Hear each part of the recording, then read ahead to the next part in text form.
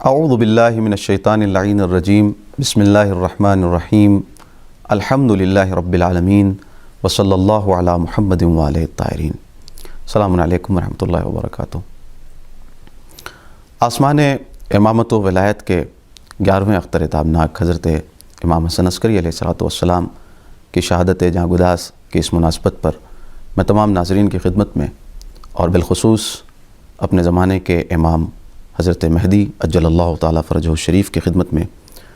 تعزیت پیش کرتا ہوں۔ آپ کے زمانے میں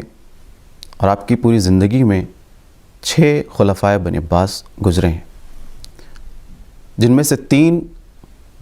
آپ کی امامت کے دور میں تھے، معتز، مہتدی اور معتمد۔ ظاہر ہے کہ بنی امیہ کی طرح ہی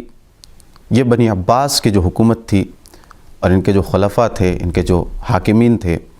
ان سب کا مقصد اس حکومت سے اور جس بادشاہت کو خلافت کا نام دے رکھا تھا، جس ملوکیت کو خلافت کا نام دے رکھا تھا، اس سے ان کا صرف اور صرف مقصد اپنی دنیا سنوارنا، سجانا تھا، دنیا حاصل کرنا تھا۔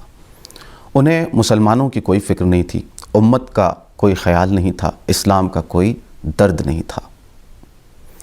یہی وجہ ہے کہ اپنے اس مقصد تک پہنچنے کے لیے وہ کسی بھی طرح کے ظلم و جبر اور تشدد، قتل و غارت گری سے گریز نہیں کر سکتے تھے،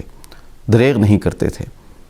زندان میں ڈال دیا کرتے تھے اپنے مخالفین کو، اقتصادی بائیکاٹ کر دیا کرتے تھے، کسی طرح سے جو ہمارے مخالف ہیں وہ مفلوج ہو جائیں۔ اور ان کے سب سے بڑے مخالفین جن سے یہ سب سے زیادہ خطرہ محسوس کرتے تھے خود امام علی مقام تھے۔ ہر زمانے میں ایسے ہی رہا ہے کہ ائمہ معصومین کو سب سے بڑا مخالف سمجھا انہوں نے، چونکہ یہی وہ رہبران الہی ہیں جو اصل تعلیمات اسلام کو زندہ رکھنے والے ہیں، لوگوں تک پہنچانے والے ہیں۔ اور امام کے چاہنے والوں سے بھی انہیں اسی طرح خوف لاحق رہتا تھا کہ کہیں ہمارے خلاف قیام نہ کر دیں، لہٰذا شروع سے ہی ان کو دبانے کی کوشش، ان کو مفلوج کرنے کی کوشش، ان کی فکری اور علمی اور اقتصادی سرمایہ کو سلب کرنے کی کوشش جاری رکھا کرتے تھے، اور طرح طرح کی ایذا رسانیاں ہوتی تھیں۔ خصوصاً 9ویں امام، 10ویں امام اور 11ویں امام کا جو دور ہے، یہ انتہائی گھٹن کا دور ہے، جو گھٹن اپنی شدت پر پہنچ چکی تھی، یہاں تک کہ خود ان اماموں کو، ہمارے تینوں اماموں کو، امام جواد کو 25 سال کی عمر میں شہید کر دیا گیا۔ امام علی نقی علیہ السلام کو صرف اور صرف 41 سال کی عمر میں شہید کر دیا گیا، اور اسی طرح امام عسکری علیہ السلام کی عمر شہادت کے وقت صرف اور صرف 28 سال تھی۔ اس سے اس زمانے کے ماحول کی شدت اور سختی کا اندازہ ہوتا ہے کہ خطرہ محسوس کر کے انہیں شہید کر دیا گیا۔ کیوں خطرہ محسوس کرتے تھے؟ اس شدت کا سبب کیا تھا؟ اس گھٹن کے ماحول میں شدت کا سبب کیا تھا؟ تو ظاہر 2 سبب تھے۔ ایک تو یہ کہ اس زمانے میں امام عسکری علیہ السلام کے زمانے میں شیعہ مستحکم ہو رہے تھے، مضبوط ہو رہے تھے، اسٹرانگ اور آرگنائزڈ ہو رہے تھے، اور یہ حکومت وقت کبھی نہیں چاہتی تھی کہ ہمارے مخالفین اس طریقے سے منظم اور متحد ہوں، ان میں یونٹی پیدا ہو، ان میں انسجام پیدا ہو، وہ آرگنائزڈ ہوں، لہٰذا ان کو ختم کرنے کی کوشش، اس اتحاد کو، اس یونٹی کو ختم کرنے کی کوشش جاری رہی۔ اسی طرح دوسرا سبب دشمنی کا جو بہت اہم ہے، وہ تھا عقیدہ مہدویت، یعنی بنی عباس یہ بخوبی جانتے تھے پیغمبر اکرم صلی اللہ علیہ وآلہ وسلم کی حدیث کی روشنی میں کہ امام حسن عسکری علیہ السلام کی نسل میں ہی وہ بچہ آنے والا ہے جس کا نام مہدی ہوگا، اور جو دنیا کو عدل و انصاف سے اس طرح پر کر دے گا، بھر دے گا جس طرح وہ ظلم و جور سے بھری ہوگی۔ تو ظاہر وہ یہ چاہتے تھے کہ ایسا امام دنیا میں وجود میں نہ آ سکے۔ اس بات سے غافل تھے کہ اللہ جب اپنی حجت کو دنیا میں بھیجنا چاہتا ہے تو دشمنوں کی سازشیں نقش پر آب ہو جاتی ہیں، چاہے وہ فرعون کے زمانے میں حضرت موسیٰ ہوں اس حجت کی شکل میں، یا فرائن بنی عباس کی شکل میں فخر موسیٰ حضرت مہدی عجل اللہ تعالیٰ فرجہ الشریف ہوں۔ اللہ اپنی حجت کو جب بھیجتا ہے تو اپنے نور کو تمام کر کے رہتا ہے۔ جو اقدامات کیے ہیں خلفاء نے اس تحریک کو دبانے کے لیے، اپنے مخالفین کو کچلنے کے لیے، وہ یہی ظلم و تشدد، قتل و غارت گری اور امام پر نظر رکھنا، امام پر نگرانی رکھنا، لہٰذا پیر اور جمعرات کو ہر ہفتے امام کو یہ حکم تھا کہ آپ دربار میں حاضری دیں، اور شیعوں پر نظر رکھنا، ان پر طرح طرح کے دباؤ ڈالنا، انہیں قید میں ڈالنا۔ اور ایک اہم اقدام جو انہوں نے کیا وہ یہ کہ امام کا اپنی امت سے رابطہ منقطع کرنا، جو اٹوٹ بندھن ہے اس کو ختم کر دینا۔ کیونکہ سب سے کاری ضرب اگر کسی پر لگائی جا سکتی ہے تو وہ یہ ہے کہ اس امت سے رہبر کا رابطہ منقطع کر دیا جائے اور رہبر کو امت سے الگ کر دیا جائے، امت کو رہبر سے الگ کر دیا جائے۔ یہ کوششیں آج ہمارے زمانے میں بھی جاری ہیں کہ آج بھی امت کو امام سے الگ کرنے کی کوششیں جاری ہیں، چونکہ یہ جانتے ہیں کہ اگر امام اور امت کا یہ رابطہ برقرار رہا تو ہماری جو سازشیں ہیں وہ کامیاب نہیں ہو پائیں گی۔ لہذا سب سے بہترین طریقہ ہے کہ امام اور امت میں فاصلہ ڈال دیا جائے۔ آج کے زمانے میں جو حربہ اپنایا جا رہا ہے اس کام کے لیے وہ یہ ہے کہ امام سے امت کے رابطے کو منقطع کیا جائے۔ کیسے؟ وہ پل جو ہے اسے منہدم کر دیا جائے۔ وہ پل کون ہے؟ ہمارے علماء ہیں۔ یہ مرجعیت کا نظام ہے جو پل کا کام کرتی ہے، امت کو امام معصوم سے، امام وقت سے جوڑتی ہے۔ یہ مرجعیت، یہ علماء جوڑتے ہیں امام کو امت سے، ان کو ختم کر دیا جائے، ان کی شخصیت کشی کی جائے تاکہ امام اور امت میں جدائی ہو سکے، علماء سے لوگ بدزن ہو جائیں، خود بخود ہم اپنے مقصد میں کامیاب ہو جائیں گے۔ یہ دشمن چاہتا ہے، اور اس سلسلے میں ہمیں اور آپ کو آگاہ رہنے کی ضرورت ہے، اور اس سلسلے میں سوچنے کی ضرورت ہے، غور کرنے کی ضرورت ہے، اور حکمت عملی اپنانے کی ضرورت ہے۔ اپنے اتحاد اور انسجام اور نظم کو قائم رکھنے کی ضرورت ہے۔ علماء سے اپنے رابطے کو، جو علماء ربانی ہیں، جو علماء بعمل ہیں، جو ہمارا مرجعیت کا نظام ہے، اس سے اپنے رابطے کو برقرار رکھنے کی ضرورت ہے، کیونکہ اگر یہ رابطہ ٹوٹا تو نقصان کسی کا نہیں ہوگا، صرف اس کا ہوگا جس کا رابطہ ٹوٹا ہے۔ یہ اہم اقدام انہوں نے کیا، اور جب امام نے یہ تمام سازشیں دیکھی تو اپنی حکمت و درایت کے تحت امام خاموش نہیں بیٹھے، بلکہ جہاں تک ہو سکتا تھا امام نے اقدامات کیے،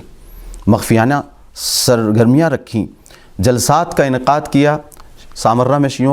بعض شیعوں کے گھر معین کر دیے تھے کہ وہاں پر راتوں کو خالی وقتوں میں لوگ آئیں اور امام سے ملیں چھپ چھپا کر مخفیانہ طور پر، اور اپنے مسائل سے آشنا ہوں، اور علمی اور دینی اور سیاسی اور سماجی بصیرت پیدا کریں۔ یہ بہت اہم پوائنٹ ہے، بہت اہم نقطہ ہے، بصیرت، کہ آج جس چیز کا فقدان ہے، جتنی بدبختیاں ہیں امت کے ساتھ، وہ صرف اس لیے ہیں کہ عوام و خواص کے درمیان بصیرت کا فقدان ہوتا جا رہا ہے۔ کیا کہنا ہے، کیسا اقدام کرنا ہے، یہ مفقود ہوتا جا رہا ہے۔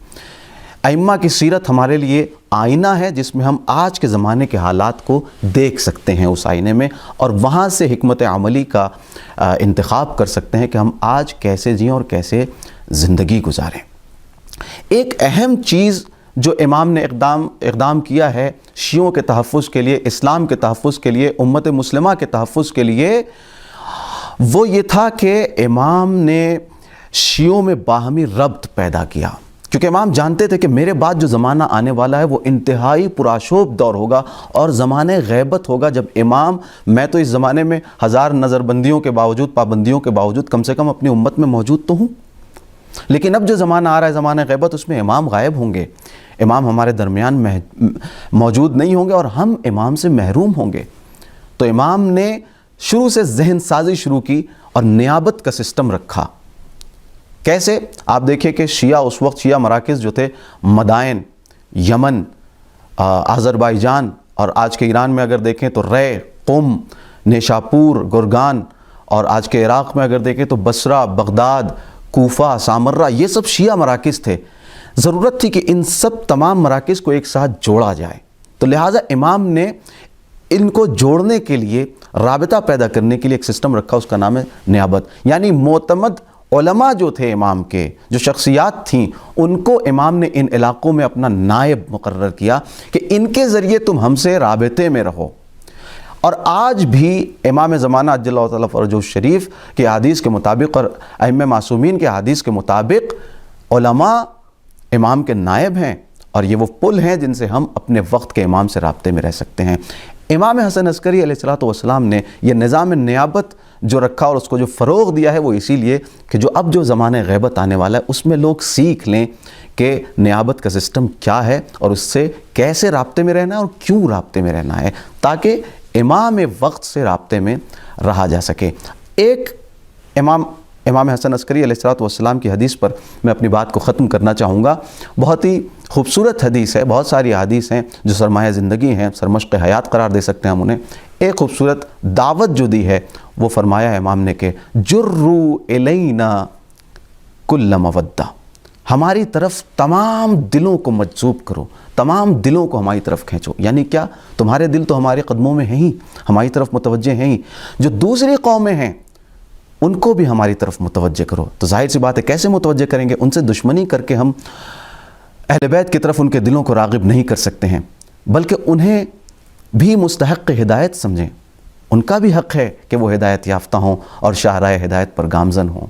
امام حسن عسکری علیہ السلام نے ہمیں یہ پیغام دیا کہ لوگوں کے دلوں کو ہماری طرف متوجہ کرو، اور متوجہ کرنے کا طریقہ کیا ہو سکتا ہے؟ ایک تو یہ ہے کہ زبان سے دعوت دی جائے، لیکن اس سے پہلے اپنے عمل اور کردار سے دعوت دی جائے اور ایک اتحاد کی فضا قائم کی جائے، دوسری قوموں کو بھی اپنا سمجھا جائے، ان کو مستحق ہدایت سمجھا جائے کہ انہیں بھی ہدایت کی ضرورت ہے، ان کو بھی ہدایت کے راستے پر لگایا جائے اور دعوت دی جائے، زبان کے ذریعے اور عمل کے ذریعے دعوت دی جائے، ان کو امام کی سیرت سے آشنا کرایا جائے، تعلیمات اسلام، تعلیمات اہل بیت، تعلیمات محمد و آل محمد علیہ السلام سے آشنا کرایا جائے۔ اور یہ نہیں ہو سکتا مگر یہ کہ پہلے ہم اپنے عمل کو، اپنے کردار کو صحیح کر لیں اور اس کی اصلاح کر لیں۔ اس لیے امام حسن عسکری علیہ السلام نے ایک اور حدیث میں ارشاد فرمایا جو بڑی مشہور حدیث ہے، اتقوا اللہ وکونوا لنا زینا ولا تکونوا علینا شینا، اللہ کا تقوی اختیار کرو اور ہمارے لیے زینت کا سبب بنو، ہماری ذلت کا باعث